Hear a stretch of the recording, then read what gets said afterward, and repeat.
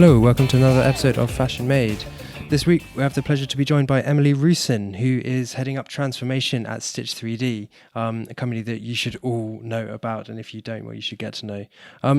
Really interesting conversation about digital transformation at a $3 billion company. I hope you all enjoy. Nice to speak to you. How are you doing? I'm doing okay. How about yourself? How are things? Okay, yeah, I'm doing pretty well actually. Really strange. We're super busy at the moment. I think I'm busier than I ever have been, which is surprising for an events company in lockdown. Right.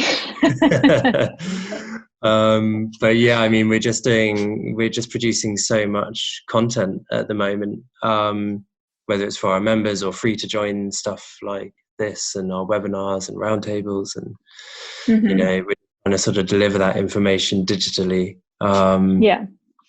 So yeah, really busy. How about yourself? Yeah, I mean, the COVID-19 crisis really sped up our scaling tenfold. Yeah. So it's been interesting times for us as well, where, we were on a well thought out path of scaling, and all of a sudden we had to ramp up super fast because of the business needs. So it's definitely been really good for us in terms of forcing us to go super fast. Mm-hmm. And really getting early features out already of our tools to make it go faster. That's interesting. And for us to learn even faster, because we're doing this scaling with such a big company. We're every day thinking, okay, we're doing things for the first time every day almost, and we're working across almost 40 product groups right now.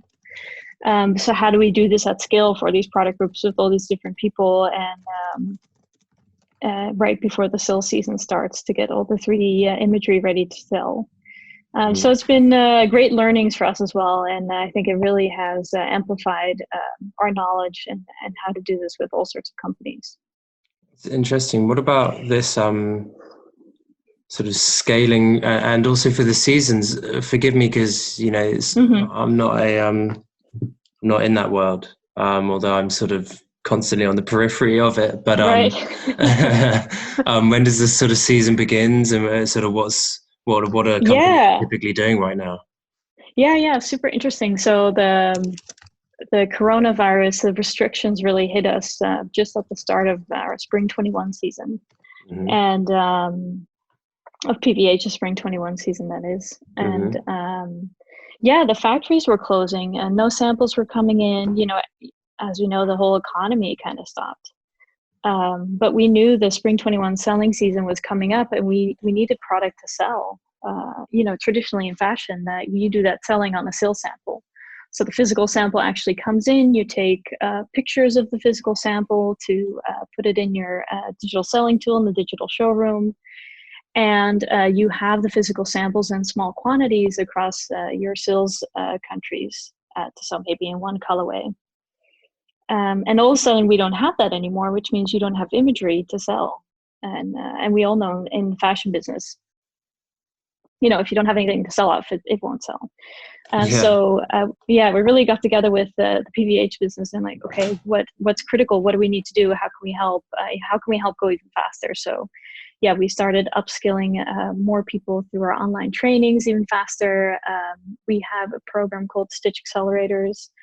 There are 3D artists that work with us on a freelance basis. So they're creating a lot of 3D content right now for the brands to be able to sell in Spring 21. Vendors got involved super fast, designers, pattern makers, PD. It was really an impressive cross-functional effort across the whole, both brands of PVH, Tommy Hilfiger and CK. So we're in the midst of that right now. And also on the road for pre-fall 21, because in fashion, all the seasons overlap. So we're finalizing Spring 21 and moving on to pre-fall 21 with both brands. Yeah, it's interesting. Do you think that these sort of seasonal things are going to continue, or do you think this is kind of the beginning of the end for seasons as we know it? Yeah, I mean, Gucci had that really interesting statement come out, right, where we're letting go of seasons. Yeah. And I think a lot of brands are moving that way. So it's going to be really good to see what's going to happen in terms of the fashion industry in the next coming months following this crisis, and if it really does mean seasonless and always have product there, but maybe not so much in the 4 to 6 seasons that are usually sold in. Yeah, it's sort of interesting to sort of pontificate on what might happen. Yeah, definitely. Yeah. There's a lot of pontification going on right now, isn't there? Yeah. Every part of our lives right now. Yeah, for sure. A lot of people talk a lot about sort of true end-to-end, these sort of things, digital transformation, end-to-end, all of these things are sort of well worn out phrases. What does it actually mean for PVH? Yeah, I think when working with PVH, we really focus on the stitch workflow. As you know, we're an incubator of PVH. And by the stitch workflow, it really encompasses the software tools that we create in-house with our engineering team and how that flows through the season for the product creation teams. Our goal really and our mission is really to make 3D design accessible for everyone, be able to train everyone, and through our software and tools, make sure it's fast and easy and faster than the traditional 2D process that we know. So for us, that end-to-end is really like starting with training your teams in the 3D tools and the stitch tools, and making sure that one 3D file through our tools flows all the way to your selling moment and into your selling system and the digital showroom in our case. And that's what we really see as end-to-end at this moment. So it's sort of Stitch, Hatch, and PVH all sort of working in unison. Right, yeah. And we're, we really work with the business in the transformation of making sure the product creation teams change their way of working from 2D to 3D. And that's such a big change. We have these really short calendars and timelines in fashion. And within those timelines, we're upskilling and retraining the pattern makers, the product developers, the design teams, the merchandisers to use 3D tools, and also use our stitch tools. So I think that's for us where it really starts. Making sure everyone has the support and the training anywhere, anytime. And our academy team, which usually does a lot of on-site training, and now with the crisis, that changed everything to online. So we have our curriculums online, which has been a great development because it means that anyone can refresh whenever they want, look at videos again when they want, and also book face-to-face trainings with our trainers. So that's been a really huge success for us. And online training was always on our wish list, but as with many people right now, the coronavirus really sped that forward and forced us to really focus on that, which is a really good thing to happen. And from there, once you're trained, we really get you trained in our tools, right? We have a great render farm that automatically renders 4 standard views. It's been a huge win for us that we look at the things that a designer does when they design and the things that are added when you design in 3D, which is when we talk about making sure your garment simulates the right way. You work on your drape of the 3D garment and rendering. These are things that you normally don't really do in Illustrator. So how do we take those extra things away to make sure that design team really focuses on their designing? So right now, what we do is you drop your 3D file on our Design Hub, one of our tools, and automatically renders those 4 views, which means you can drop the file and continue on to the next file and check in later to see what your renders look like. And on that, once we do that automatic rendering, we also connect it to our the PVH PLM system, which means we connect it to the data of the actual style. Mm-hmm. So we're really making sure we can connect all those points of the business to take away manual data entry, waiting for your renders, making sure you can share your file easily. So we really focus on how can we take away that manual data entry and how can we make sure that everyone can focus on the design part of things and not so much of the extra things that come with 3D design. Yeah, it's very important. Are you finding that your sort of team and your workforce there are responding well to it?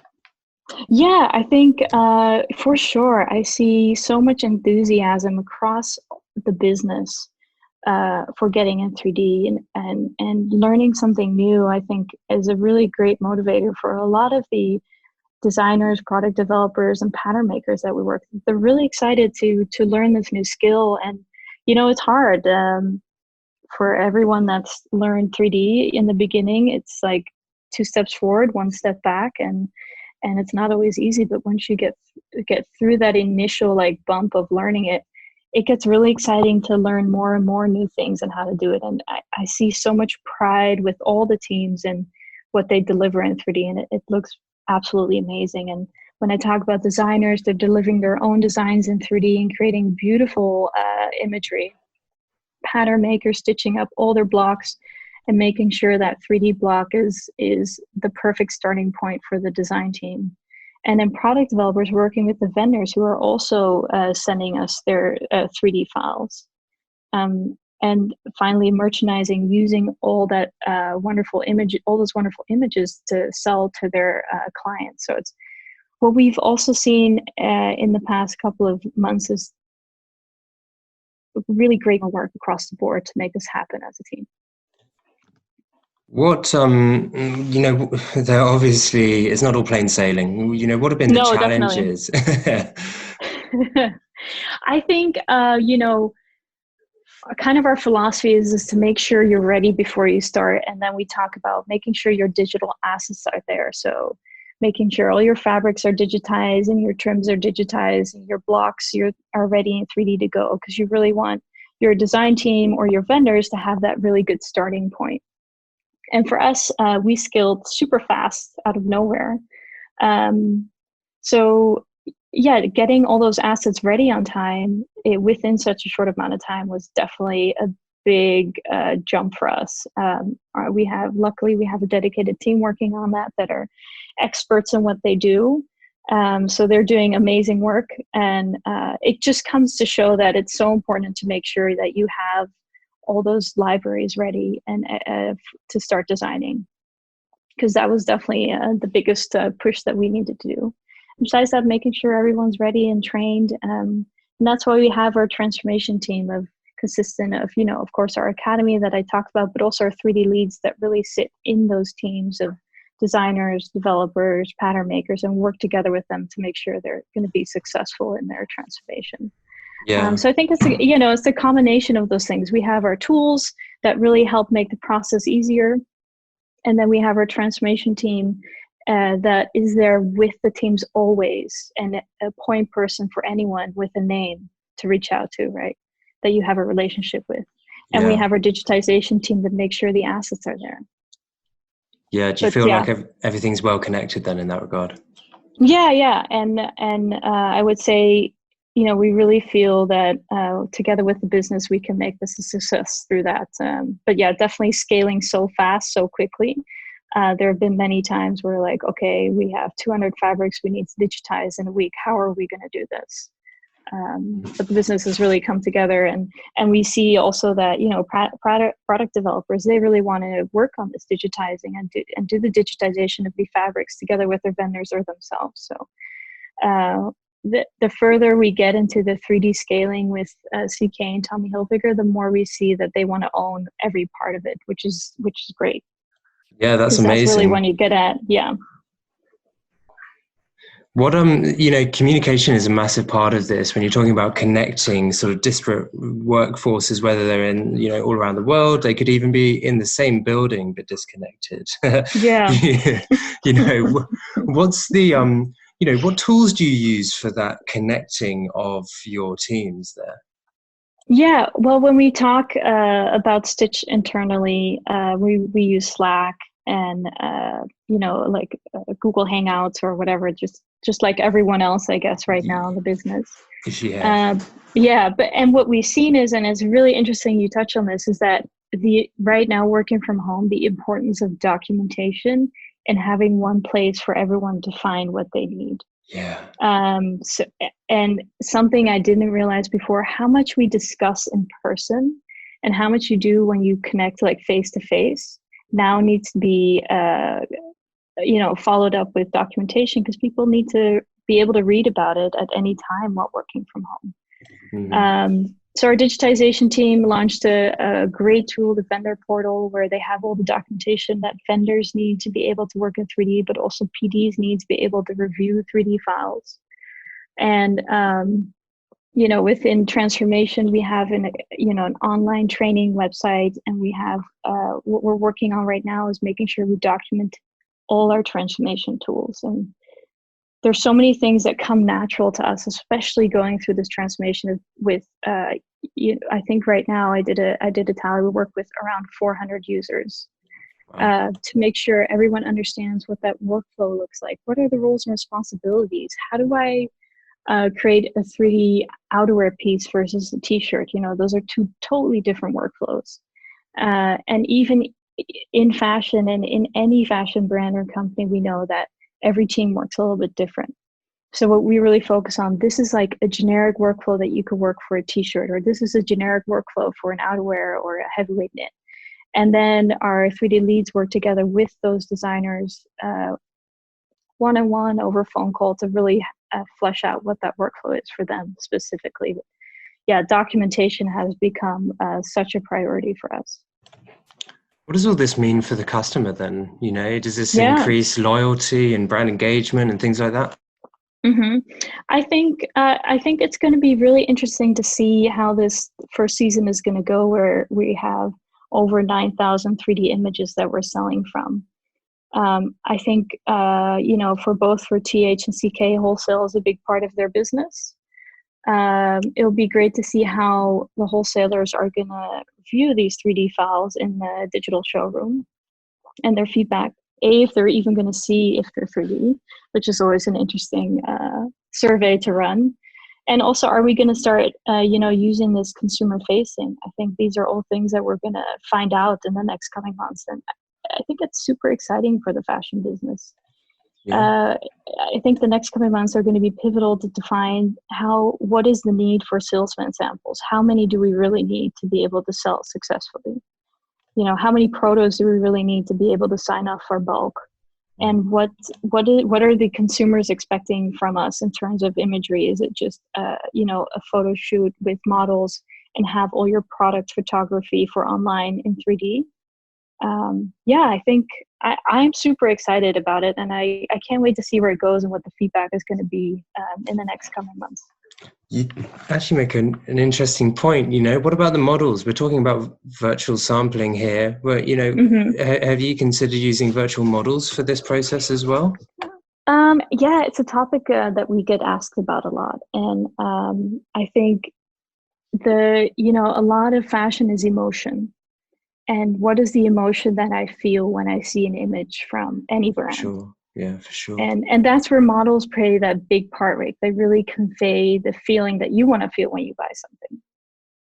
So yeah, I think there's always that traditional model photo shoot to bring that emotion. But you see more and more, right, with the digitals and the work that the Fabricant does and these other companies, that these digital models are making a huge impact on the fashion business. So maybe it's going to be a mix at some point.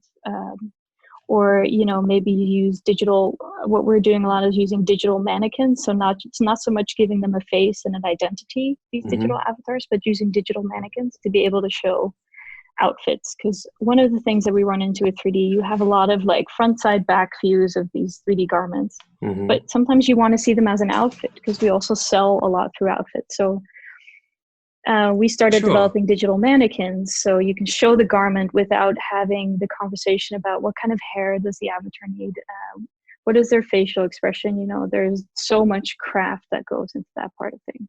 Yeah. Do you make them look real, or do you sort of keep that unreal aspect to it that people talk about? Absolutely, and I think the work that the digitals do is so impressive to create Sure. a human looking avatar is all the little details that come with it. It's pretty amazing. Yeah, I love those guys. They're Yeah. great. You talk about the fabricant there, and one of the things they do is add movement to this virtual garment. Have you guys started doing that? We have definitely done some motion capture for more sportswear things. Right now, we use it more internally. But yeah, I think marketing teams now across the fashion business are also seeing those opportunities of what they can do with digital assets. There's so many benefits, like they'll have the digital asset available way before they would ever have samples available. So they can think much further ahead about what that campaign is going to look like. And maybe they can even present styles that haven't been produced yet through the beautiful videos that the fabricant makes are definitely things that across the business we get asked about, like, oh, can we do something like this? This is so cool. So yeah, I think from the huge scaling that we're doing right now with both of these wonderful companies, I think that's the next frontier, right? Okay, now we have the foundation. Our teams are creating 3D images. They're doing all this great work. So how can we take that foundation and elevate it into selling? Do you think that would work in a e-com? wholesale? Sorry, do you think that would work in a wholesale context as well? Yeah, I think you're selling to a customer, whether they're wholesale or wherever they're from. They're still wanting to be wowed and wanting to be taken on that journey of that season, of the feeling and the mood and really that theme of that season. And I think that comes into play. Yeah, for sure. Do you think that the whole, lockdown and COVID and all of this, do you think it's changed people's attitudes towards digitalization of the fashion industry? Yeah, I think so. I think everyone was open-minded about it, but the need wasn't there yet. But I think everyone's super open-minded about it, and now also see how critical it is to become digital and be more flexible from where you make your clothing, how quickly you can see images and strike offs and all those kind of things. So I think the need became more critical through this crisis. Yeah, I mean, and I feel like you guys there with Stitch, Hatch, and PVH in general, I feel like you guys are so far ahead. You're definitely one of the leaders when it comes to sort of digital transformation within the industry. But you're not ones to rest on your laurels. So where's next for you guys? Yeah, I think, it's been such an amazing journey to work together with PVH on this transformation and implementation of our tools. And I think, we're 2.5 years in, very, doing great work together with these brands. And we're really looking towards 2021 and what's that going to mean for us? Hatch has already gone commercial and working with other brands. And, what is that going to be for Stitch? We're still defining what that's going to be, but we're definitely looking ahead in, the full Stitch workflow that I was talking about, our tools, our transformation, our educational services that we provide right now for our number one client, PVH. And what's that going to be potentially in the future when we think about commercialization or something? Yeah. I mean, it's super interesting. I just want to bring it back to education for the last few minutes, just because it's such an important, critical piece of this whole ecosystem. And I feel like you guys are doing really great work there. Do you feel like there are other companies that need to sort of follow that route to offer this kind of training? Stitch Academy is one of those, when we talk about those foundational services. Without Stitch Academy, our users aren't educated. They won't be working in 3D, and they, eventually will only use some of our tools because only some of our tools work with 2D imagery. And the success is really that always there.